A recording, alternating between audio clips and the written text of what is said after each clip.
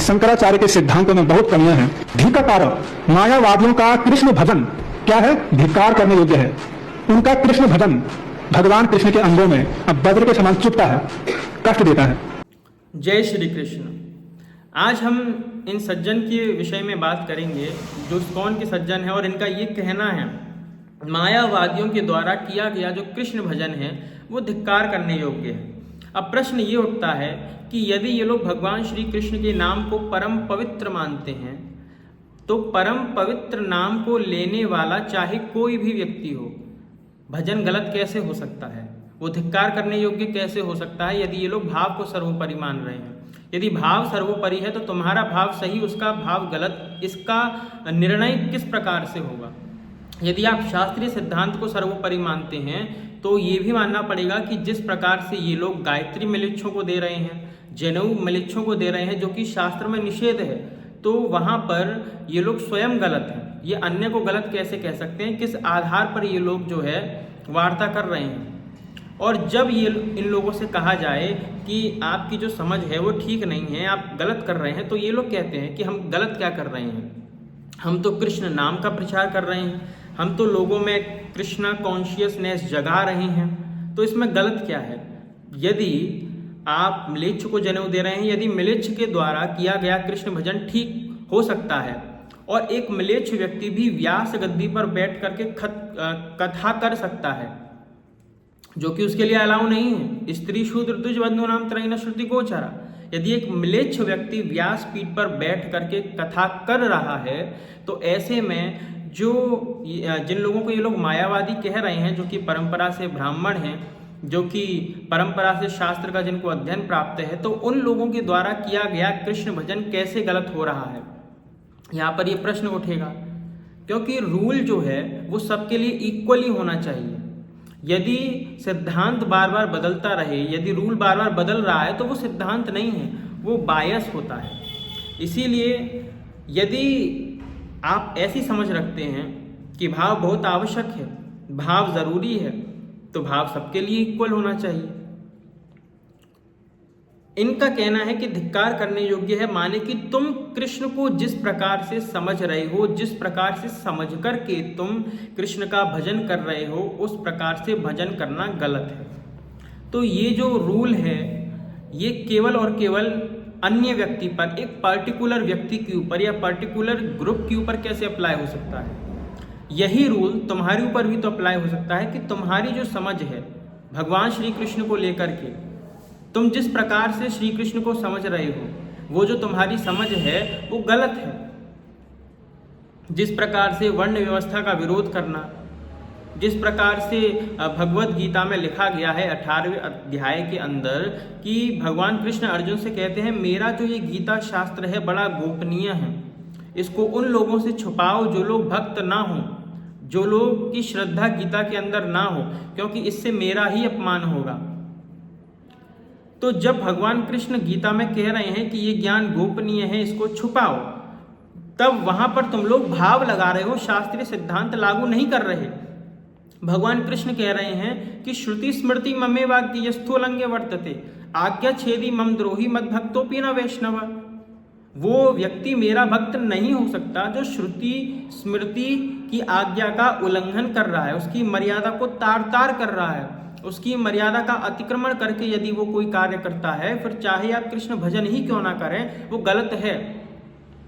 काल नेमी भी भगवान राम का भजन कर रहा था, किंतु कुछ समय भजन करने के बाद उसका क्या हाल हुआ?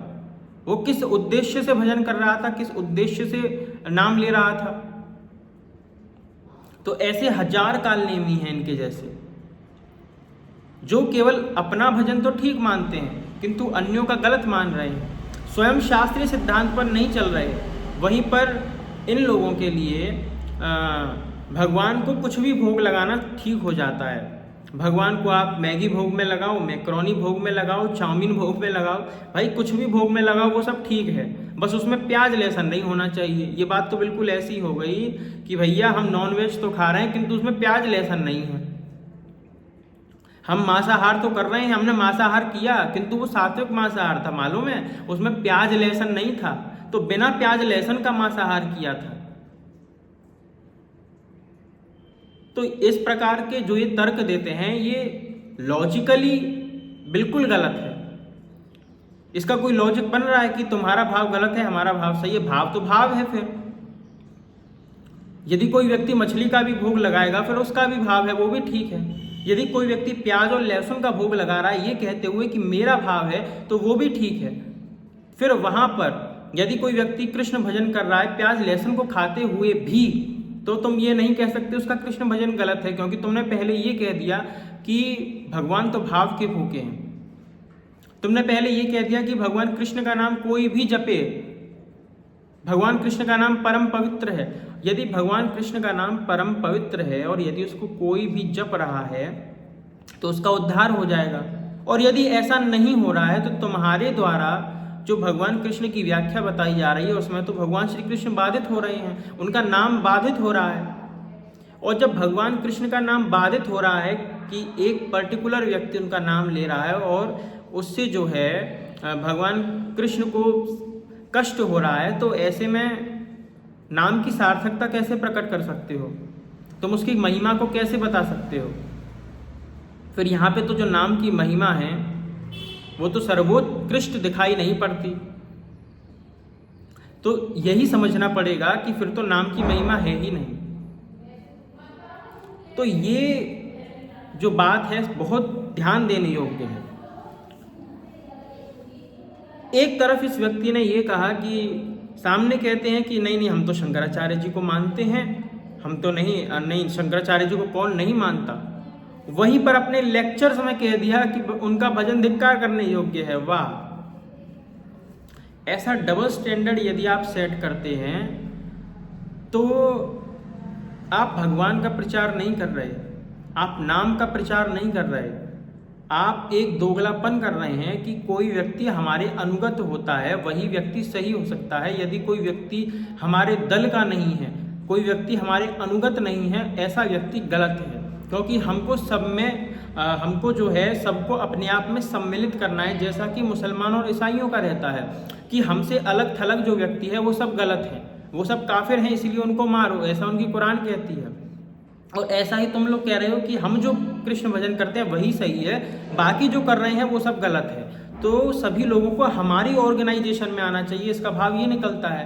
क्योंकि यदि सब लोगों का कृष्ण भजन गलत है और धिक्कार करने योग्य हो रहा है तो इसका अर्थ तो यही हुआ ना कि यदि इस्कॉन के द्वारा दिया गया कृष्ण नाम होगा, इस्कॉन के द्वारा दिया गया कृष्ण भजन होगा, केवल वही स्वीकार्य होगा, अन्य कुछ स्वीकार्य नहीं होगा। माने कि इस्कॉन सभी को अपने में मिलाना चाहता है। वो ये चाहता है कि हमें छोड़ करके कोई व्यक्ति और कहीं न भटके, कोई और कहीं न जाए, यही तो इस्कॉन चाहता है। और सत्य ये है कि जो वो चाह रहा है कि अन्य स्थान पर न भटके, वही व्यक्ति इस्कॉन में आकर के भटक रहा है। तो यहाँ पर जो व्यक्ति भटक रहा है, क्योंकि इनके जो गीता लिखी हुई है उस गीता के अंदर ही इन्होंने काफी सारी चेंजेस की हुई हैं। जहाँ पे भागवतम में ब्राह्मण शब्द का उपयोग हुआ है वहाँ पे वैष्णव शब्द का उपयोग कर दिया। भाई वैष्णव अलग होता है, ब्राह्मण अलग होता है। वैष्णव जो होता है वो कर्म से होता है, जन्मना वैष्णव नहीं होता। व्यक्ति जन्म से ही वैष्णव नहीं होता है, किंतु व्यक्ति जन्म से ब्राह्मण होता है। और शास्त्रों में ब्राह्मण बोल करके ही संस्कारों का विधान किया गया है कि ब्राह्मण के लिए अमुक संस्कार। जन्म होते ही तो वो व्यक्ति ब्राह्मण नहीं बन जा रहा, जन्म होते ही तो वो व्यक्ति शूद्र नहीं बन जा रहा, जन्म होते ही तो वो व्यक्ति जो है क्षत्रिय या वैश्य नहीं बन जा रहा। किंतु फिर भी ये शास्त्रों में कहा जा रहा है कि जन्म से शूद्र के लिए, वैश्य के लिए, क्षत्रिय के लिए, ब्राह्मण के लिए अमुक अमुक कार्य हैं। तो यहाँ पे स्पष्ट रूप से जन्मना वर्ण व्यवस्था को समर्थन दिया जा रहा है। और यदि तुम ये कहो कि जन्मना जायते शूद्रा, तो जन्म से तुम जब यदि शूद्र शब्द को मान रहे हो कि जन्म से व्यक्ति शूद्र है और बाकी जो ब्राह्मण इत्यादि है वो सब कर्म से, तो यहाँ पे तुम जन्म से शूद्र कैसे मान सकते हो? ये भी दोगलापन हो रहा है। तो इस प्रकार से जो शास्त्रों को फैब्रिकेट किया गया है इनके द्वारा, सबसे पहले इनको ठीक करना चाहिए उन शास्त्रों को। और जो मिलेच्छ व्यासपीठ पर बैठ करके भागवतम का ज्ञान दे रहे हैं वो तो बिल्कुल ही वैलिड नहीं है, वो तो बिल्कुल ही इनवैलिड है। क्योंकि यहाँ पर सिद्धांत की बात है, हम तो सिद्धांत की बात कर रहे हैं, इसलिए तुम गलत हमको ठहरा ही नहीं सकते कि आप गलत बोल रहे हैं। क्योंकि हम भाव की बात कर ही नहीं रहे हैं। हम भाव की बात जब करेंगे और भाव की बात करेंगे भी, भाव की बात तब की जाएगी जो कि सबके लिए इक्वल ही होगा। जैसे कि हम ये कहें कि कोई भी म्लेच्छ व्यक्ति भगवत नाम ले सकता है, उसका भगवत नाम कभी वेस्ट नहीं है। चाहे कोई भी व्यक्ति हो, XYZ कोई भी व्यक्ति हो, चाहे वो मुसलमान हो, चाहे ईसाई हो, चाहे अन्य धर्मावलंबी हो, चाहे कोई व्यक्ति हो, वो यदि भगवत नाम ले रहा है उसका भगवत नाम कभी गलत नहीं हो सकता। वो किसी भी परिस्थिति में नाम जप करे उसका उद्धार होना ही है। फिर यदि हम नियम की बात करते हैं और यदि हम ये कहें कि कोई व्यक्ति जो है जनेऊ धारण करके जिसको जनेऊ का अधिकार नहीं है, गायत्री धारण करके जिसको गायत्री का अधिकार नहीं है, वो कृष्ण भजन करता है, फिर चाहे वो कोई भी व्यक्ति हो, उसके द्वारा किया गया कृष्ण भजन सफल नहीं है। ये हमने सिद्धांत भी बनाया और ये हमने भाव भी बनाया। तो भाव भी हमने सबके ऊपर इक्वली अप्लाई किया कि कोई भी व्यक्ति नाम ले रहा है किंतु सभी का नाम पवित्र है, किसी का धिक्कार के योग्य नहीं है। वहीं पर हमने ये भी कहा एक नियम बना करके कि यदि इस नियम का कोई व्यक्ति पालन नहीं करता है तो उसका नाम वेस्ट है। माने कि फिर चाहे कोई भी व्यक्ति क्यों ना हो, वो यदि इस नियम का पालन नहीं करेगा तो वो गलत ही होगा। माने कि इक्वली सब पर वो नियम अप्लाई किया जा रहा है, फिर चाहे हम स्वयं ही क्यों ना हो। तो इस प्रकार से यदि इक्वली नियम को लागू नहीं किया जा रहा है, यदि उसमें बायसपना है, तो फिर ये सिद्धांत नहीं हो सकता। ये फिर सिद्धांत नहीं, ये फिर खिचड़ी धर्म है। आप खिचड़ी बना रहे हैं धर्म की।